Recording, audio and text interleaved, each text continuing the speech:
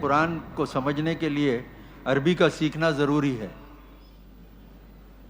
عربی زبان ہی میں قرآن سمجھا جائے یہ بالکل صحیح ہے، مگر عربی نہ سیکھی ہو تو کیا ترجمہ اور تفسیر سے قرآن کو نہ سمجھا جائے؟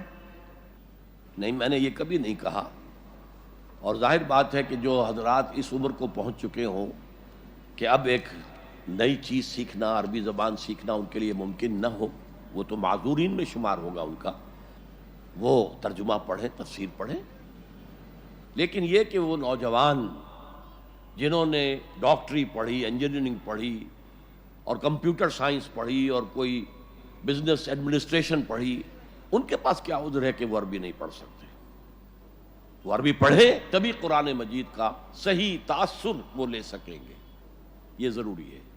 باقی ایک آدمی شخص ہے، بالکل اجڑ ہے، تعلیم سے بے بہرا ہے، کوئی دیہاتی ہے، اب اس عمر کو پہنچ گیا ہے کہ قرآن ناظرہ بھی نہیں پڑھ سکتا بیچارہ، لیکن اگر وہ بھی وضو کرتا ہے، بیٹھتا ہے، دو زانو ہو کر قرآن سامنے رکھتا ہے اور انگلی پھیرتا رہتا ہے، پڑھ بھی نہیں سکتا، اس کو بھی اجر و ثواب ملے گا۔ اجر و ثواب کا معاملہ اور ہے، اور اس کا فہم، اس کا معاملہ اور ہے۔